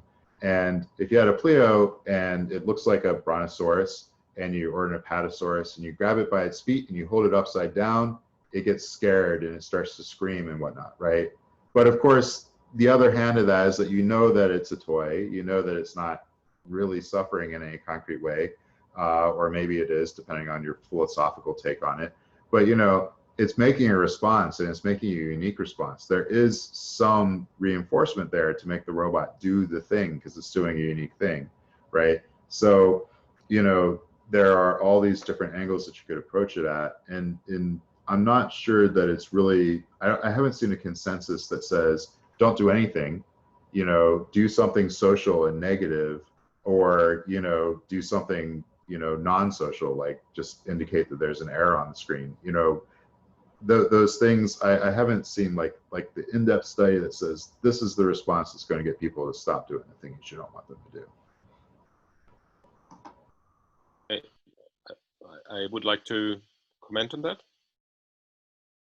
Yeah, I think the reason for that is simply that I don't think that our spectrum of sanctions against socially unacceptable behavior is unique. You know, babies cry and then people get, you know, softened, or if you have hear a cat crying, you feel also, you know, you could always harm them, but people stop doing it because they feel they are inhibited. It's like the inhibition with wolves and dogs. But on the other hand, there are evil people, and there are people, or they can't stop their aggression. And in this case, there exist sanctions. And the sanctions are usually on the social level or on the individual level. I mean, people talk about vendetta as a negative thing, but actually it's a sanctioning scheme. It's a way to make people that have misbehaved understand that this has consequences. And the vendetta is costly also for the revenger. Nevertheless, humans and some apes, by the way, interestingly, not chimpanzees, seem to have a sense of justice in the sense that they are happy to invest their own benefit, well-being, to enforce a social sanction. So I don't think we can just pretend like there's one particular thing we have to do and people will behave nicely. I think it's a whole conglomerate of things. And imagine you insult Alexa, right? Somebody abuses Alexa, then Alexa says, this has been reported. Well, I'm guaranteeing you this, some people will be quite shocked about that, right? So if somebody trolls you on the internet and you say, okay, I managed to find your IP, you will get a visit. I would say 95% of the trollers will be actually frightened. I mean, there are some who will not, but there are special cases anyway, right? So then there's of course a physical containment, right? And people who get violent or are really unmanageable.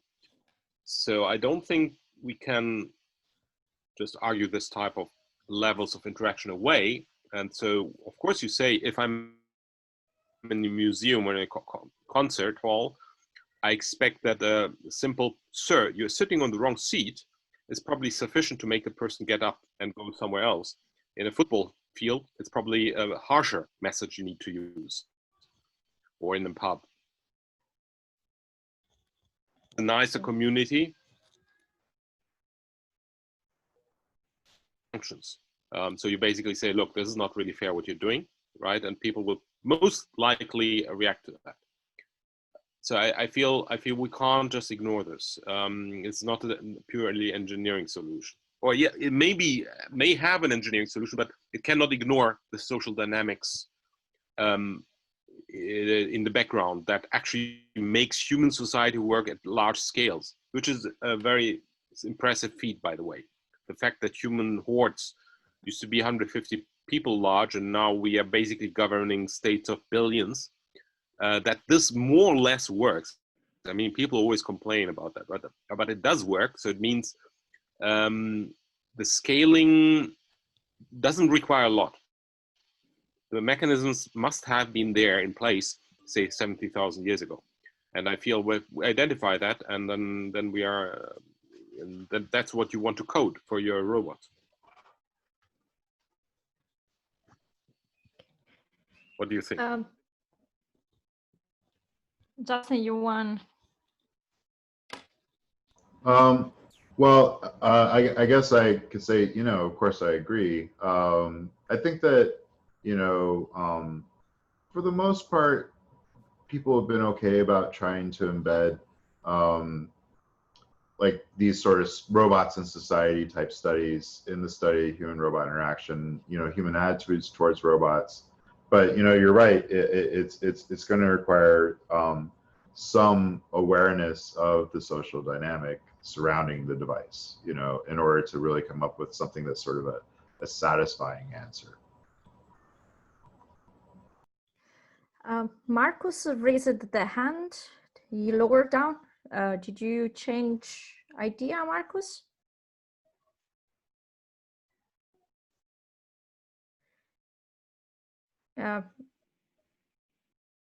So yeah, Renard, you want to go ahead? Yeah, okay, thank you. So when we were talking about this kind of social interaction between robots, numbers of robots, numbers of humans, I'm wondering how this relates to the field of game theory, huh? Because when we have humans interacting, we also have this issue, what's going to happen, what will be going on. And now we have some different kind of agent involved in this. And well, if you start with game theory, it's always the dominant strategy. So couldn't it be possible to identify some dominant strategy and at least with some reliability consider this for human robot interaction and collaboration? So what's your view on that? Well, I think that that's a pretty thorny topic, right? I've seen a lot of different models of collaboration. There are ones where it's like try to infer what the person's up to.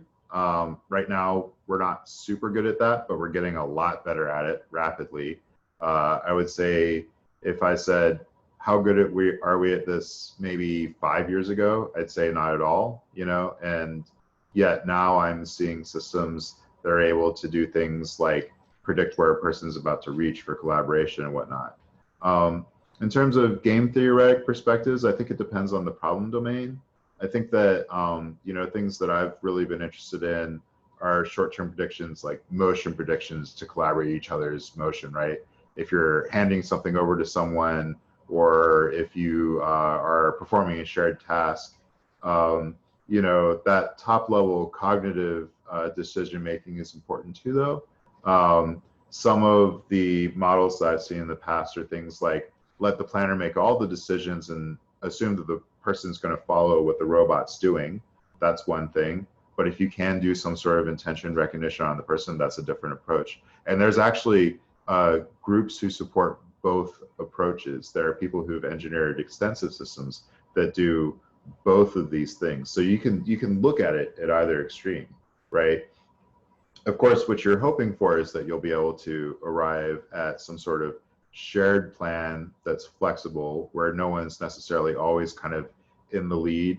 There have been people who've analyzed things like turn taking in games. There have been people who've analyzed things like, you know, everything down to motor actions being shared. So two people lifting up a table to, you know, more coordinated behaviors.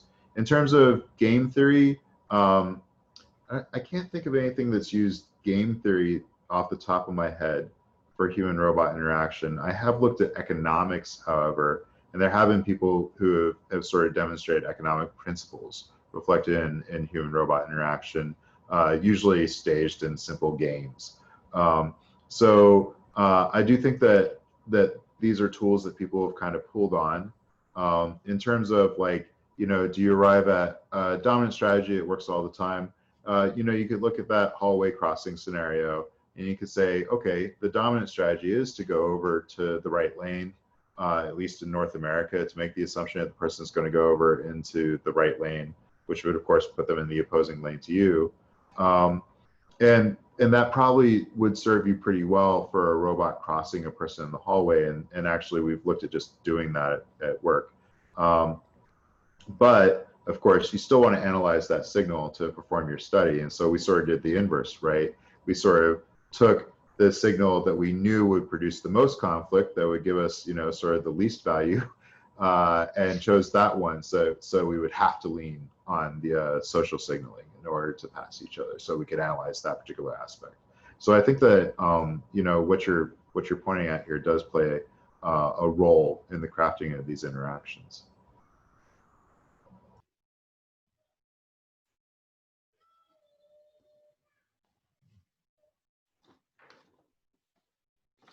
Yeah, I also think, for example, that pushing on the legibility and the predictability of the both of the robots' behavior and like motion navigation, but at the same time also for the humans might be a good valuation. I know that, for example, also in the European community is investing quite a bit on this direction and working on the transparency of the behavior. Yes, Renard? Well, I just wanted to add something on this, because there's a very basic example in soccer, actually, when you have a penalty kick, a striker against the goalkeeper. So typically the goalkeeper has to dive for one of the two sides before he knows, before the striker kicks. And so in the professional leagues, they have kind of coaches. They tell the goalkeepers diving to the right in 80% of the times and to the other side, and the same for the goalkeeper. So that's game theory for a very, very small kind of set of interaction. And yeah, well, I would think this to be very interesting to consider this for more complicated things. So, for example, this interaction with the audience. If the robot does something interesting, scores a goal, then there's not much information coming from the crowd yelling. But if nothing is going on, the crowd is yelling, it may convey a different amount of information, which may need to be treated differently. So this just my thoughts on this this problem, even though I don't have any solution for it yet. Thank you. Yeah, this actually is quite interesting and important. Perhaps as a community, we could investigate and look for further to the problem. Another thing. Sorry. Yeah. No, one thing, when we talked about like misbehavior, we've talked a lot about now people misbehaving towards robots, but we haven't talked that much about what happens when robots misbehave on the field, either intentional, but it doesn't even have to be intentional. I mean, they might not want a foul, but they might still do it because they got they misrecognized something, their planning wasn't accurate. A lot of things could happen. I think it's also very interesting to look at the aspect of what does that do with the other players, but also what does that do with the audience? And what is the greater impact of this, especially if we see probably human robot games earlier than we have a lot of domestic robots around? This might actually create a lot of have a big impact on how people feel about robots entering more of their everyday life.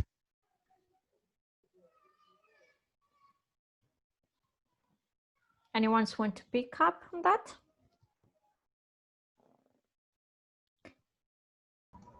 Well, I mean, I've looked at, I have a study that's actually kind of related to this.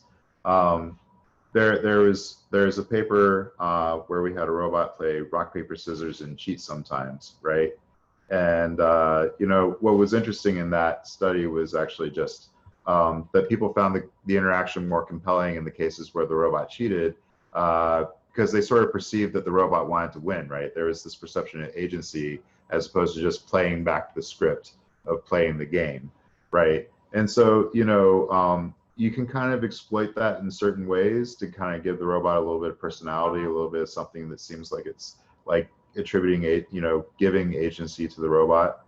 But, you know, I think that as people's perceptions of robots shift and as things, you know, kind of enter into the sphere, yeah, of course, if a robot was doing something overtly rude, you know, or dangerous or something like that, that people would probably mind. But on the other hand, you know, there are Alexa apps to get Alexa to verbally abuse you because they think it's interesting to get Alexa to swear, which is, you know, engineered out of the system by default. But, you know, I mean, I'll admit that I wanted to try to get both my Google Maps and my Alexa to swear when I first got them, just to see if I could get around the filters. And, you know, they eventually patched all the ways that I figured out in order to get them to do it. But, you know, it used to be possible to get like Alexa to read a Wikipedia article with a bunch of obscenities in it, stuff like that, right? And so, so I think that, you know, I think that to some degree people will do this for amusement until it becomes excessive, right? But I also wonder, I mean, cheating is one thing if it's not like, if it doesn't have like a, or like even verbal abuse. I think like when it comes to physical harm and you see that people are actually getting hurt, the impact of this might be very different. Yeah, I agree with that. Absolutely. And I think that actually a lot of our current policies around, you know, the deployment of robots in different spaces kind of reflect fears of this, right? You know, as people have been trying to get, you know, physical human-robot interaction and proximal human-robot interaction, you know, they've been very cautious in the engineering of these systems to say, you know, where can you place the blame if someone gets hurt? You know, I think that part of that comes from interactions with these older systems, which are basically just running G code. And, you know, if someone gets hurt, you know, the robot's not doing anything to close the loop sensing wise to prevent them from getting hurt. You know, you have these newer robots, which are intended to be cobots and are intended to be co-manipulating objects and things like that. And, you know, they've done things like the KUKA LVR EWA has like a force torque sensor at every joint, right? Which nominally would tell you how much force is being asserted. But of course, if the robot's supposed to be exerting force, you know, wouldn't necessarily tell you that no one's getting hurt in the process of the force being exerted, right? Depending on the programming and depending on what you're doing with this, you know, you could still create a dangerous situation, right? I think that there is such a long road, you know, to hoe to figure out that situation. It's going to be really hard, but I agree. Yeah, when in cases where there's actual harm done, I think that people will very quickly, you know, just like, you know, get rid of these devices. It'll harm adoption completely, you know, except, you know, not to be too dark about it, in cases where there's a huge economic motive to keep going, right? You know, Right. You know, if a car manufacturing robot, you know, hurts someone, you know, the plant won't shut down, and, you know, or they will probably, but probably not for very long, right? So. Yeah, I think it's a bit like with the self-driving car, when the Uber car actually killed someone for the first time. I feel like this has been in the news a lot for a while, but then it seems like people have gotten over this again. Like I don't think right now it's still influencing this discussion too much. Daniel raised his hand, sorry. Yeah, no, that's okay. If you're finished, Daniel, you want to add something? Yes. I mean, the example with the Uber car is a good one. They estimate that a car has to be 100 times more safe than a human driver, an automatic driver, for people to accept it. And there's a good reason for that, because the big problem is plausible deniability. You see, if I used to joke that we have AI in RoboCup if robots start to cheat without this being programmed in, okay? So basically the statement is when they start to make reasonings and find holes in the rules, then this is really AI because it hasn't been put in. But of course, a robot could then lie and say, oh, well, I didn't have a sensor for that, or I didn't know that, I didn't notice. That's what humans, by the way, do a lot. If they mess up, instead of apologizing, they say, oh, I didn't know this, I was not aware. And it may be true, it may be not true, and it's hard to trace. The thing that we have to keep in mind is because we are now talking about the robots as social actors, we have to introduce also the forensic treatment of robots. With humans, normally you have a relatively good forensic treatment. There's guilt or excuses, but you know how they react. But it fails, for example, in clinical psychopaths. Clinical psychopaths behave as probably robots will behave for a while. And people are very consternated by that. So if somebody's really angry and goes on a rampage, we don't like that, but you understand, okay, we know where it comes from, okay? We understand the setup. If somebody is just fearful and does it, same thing. But if somebody just randomly kills somebody and then gives some weird argument that really doesn't make sense, we do not know how to treat that. People basically are, there's a fascination at the same time and a complete aversion to that. And all they say, well, they put them in prison. With machines, of course, we can reprogram them, but we do have to understand that these machines are actually psychopaths, not in an evil sense, but in a sense that they have no idea what they're doing. They have no idea what harm they're doing. They have no model of the harm they're doing. So in other words, what we need is some kind of model, empathic model of the, if we want them to avoid hurting people. So it's not just a cage. You can be sensitive and so on, but ultimately on the AI level, I think you need that they have to have a model of the harm they're doing. So they understand if they create harm, that was really not what they're supposed to do, no matter what else they're doing. That's what I think we need. So that it's a stupid word, but let's call it empathetic robots. Okay, it's a stupid word. I apologize for that. But I think this is what we need to think about as a robot that has a model of what harm it may actually do to others. Well, I think that you could talk about empathy in a meaningful way in the context of robots. I mean, if you go through some of the HRI literature on theory of mind and, you know, modeling the thoughts, beliefs, intentions of the other agents in the scene, you know, you can start to arrive at how you would reason about empathy for the other actor based on their values, the harm, or at least the perceived harm to them. There's also been some interesting HRI that's been done on like trust violation and repair. That was part of Sarah Sabo's thesis, which she recently published, where a robot, you know, wouldn't do something that was, you know, super awful, you know, but it would cheat at a game and then like be like, oh, I just got too excited, you know, and try to repair it, or deny that it did it, and you know, in a very, you know, obvious sort of way. So I think that there are people who are probing a little bit at, you know, how that interaction, how that deference may work, how, you know, how you might model that human interaction. But there's also some stuff on the inference of, you know, the thoughts and beliefs, intentions of the other agents in the scene, which would resemble empathy as long as you were taking into, you know, into account the components that you needed in order to express whatever empathic, you know, piece you want to take in, possibly the feeling of violation or the feeling of, you know, the damage to trust. You know, there are some people who are kind of poking in that direction. It's an immensely interesting area of study.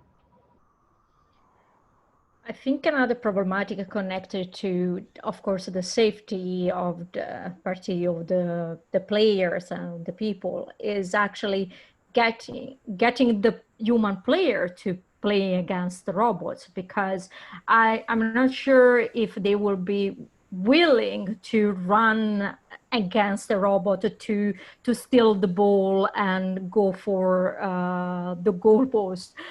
So even if the robot is trying to avoid to harm people,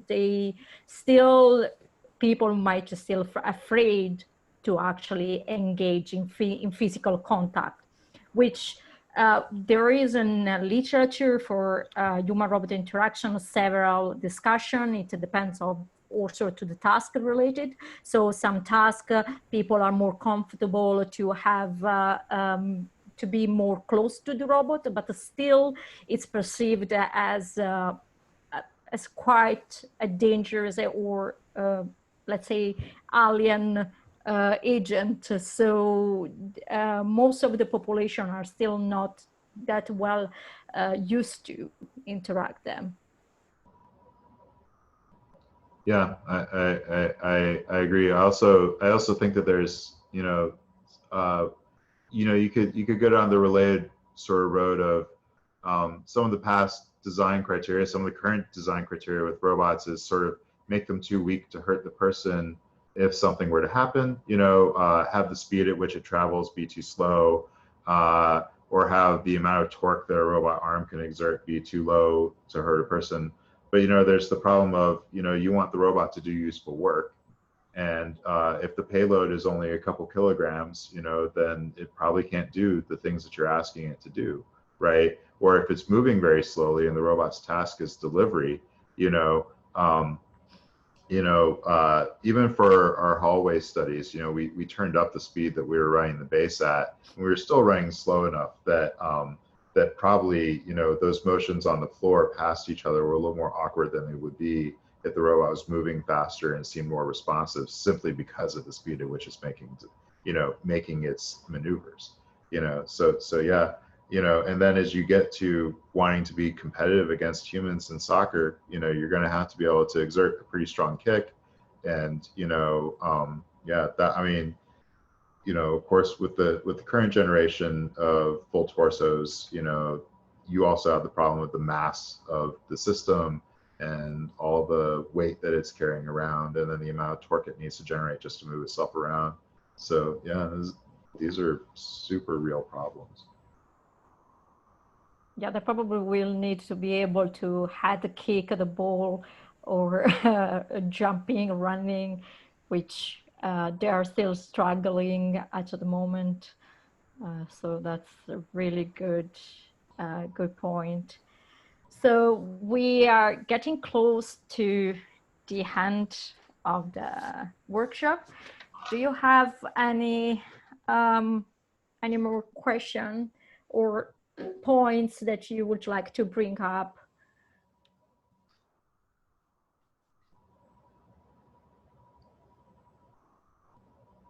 So if not, but you think about that, as I said, the organization will advertising a call soon after the workshop. So just give us the time of organizing and choosing, and perhaps you can submit your work about any of the topic or more other topics that you think about it that involved application of the investigation of human-robot interaction applied in RoboCup and 2050 goals. So I would like to thank you, Justin, for participating, for giving your input to the conversation, and thank you to all the participating. It has really interesting and stimulating for really gold for the mind. And also, of course, thank you for the organization of the RoboCup and the workshop as well. Thank you, everyone.